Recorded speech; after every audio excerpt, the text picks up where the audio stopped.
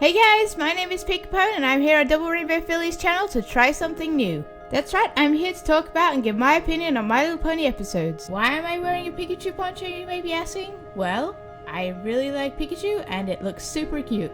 So what I'm basically going to be doing here is going through each episode of My Little Pony Friendship is Magic, not necessarily in order, and telling you what I like and dislike about each episode.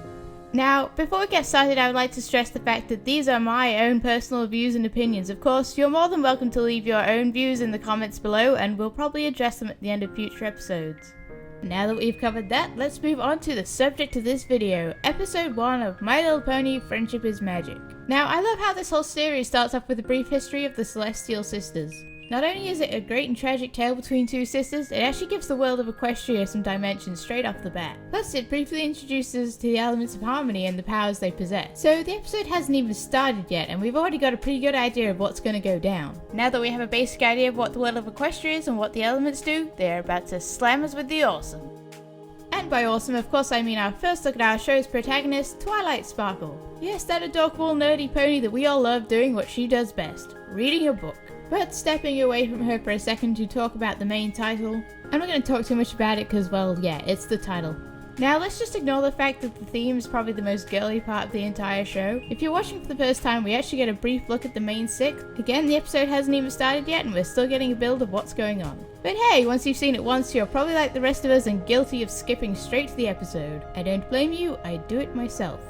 Okay, so I'm not going to sit here and go through the entire episode with you because I know you guys have already seen it. So now we're just going to start skipping ahead to doing some highlights. So after briefly learning that Twilight Sparkle is a book nerd who rejects friendship, we move on to meeting Spike, who, after being on screen for less than a minute, gets owned in the face by a door, basically symbolizing that he is a doormat of the My Little Pony world. And from that day forth, Spike abuse was a thing.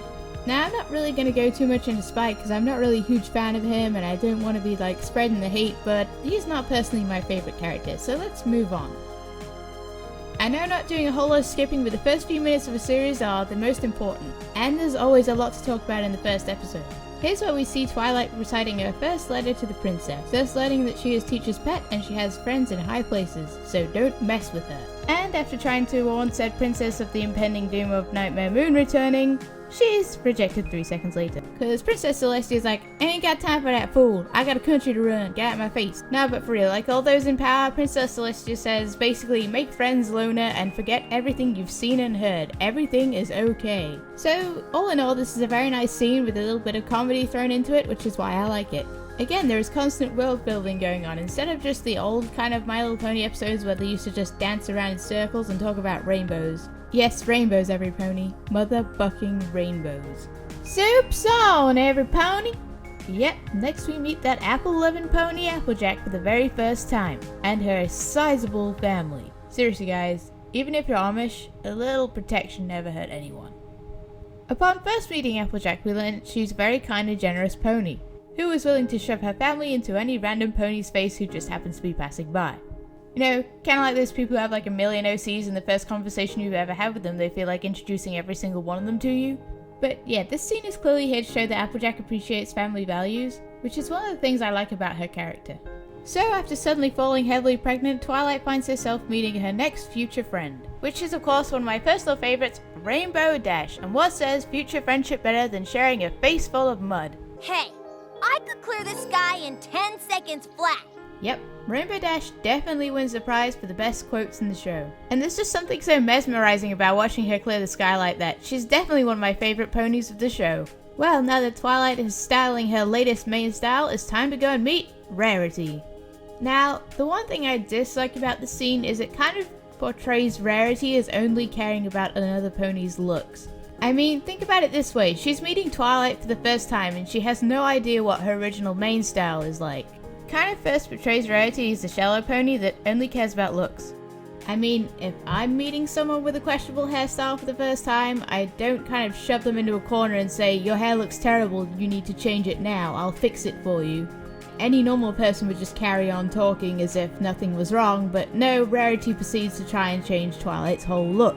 Now, I understand that this is what Rarity does, but it should be something she does upon request, not just because. So my question to you, is she portraying generosity, or is she just being kinda shallow? It's not all about looks, Rarity. And now rolling on to Fluttershy. I don't really have a whole lot to say about the scene because not really a whole lot happens. All we do is learn about how cute and adorable Fluttershy is and that she has an easier time talking to animals than she does to other ponies.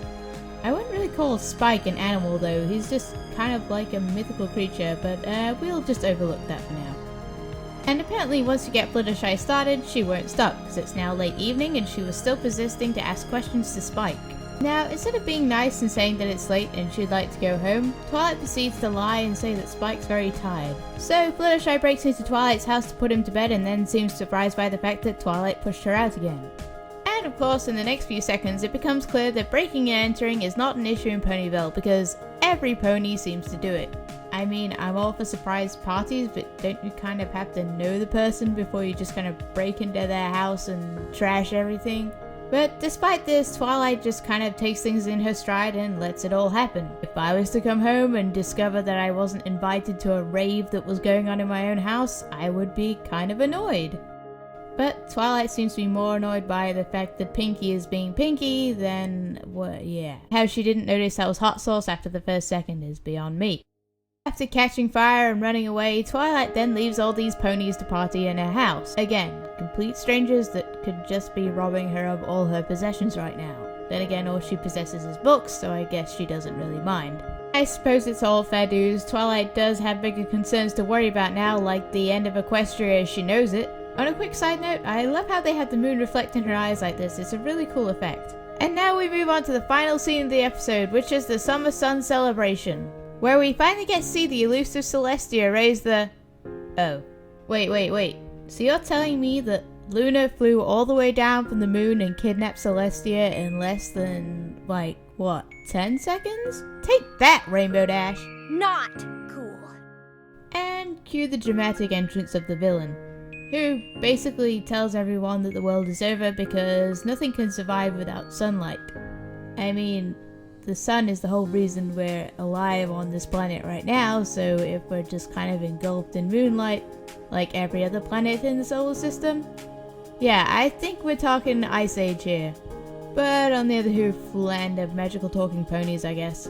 So after proclaiming that she's gonna plunge the world in eternal darkness, Twilight is like, hell no, we ain't gonna take that. It's on, business. And Nightmare Moon's all like, bring it on, I ain't afraid of you. And Twilight comes back with a yo mama comment. Okay, so that didn't actually happen. Nightmare Moon was all like, the night will last forever, and Twilight's like, damn it.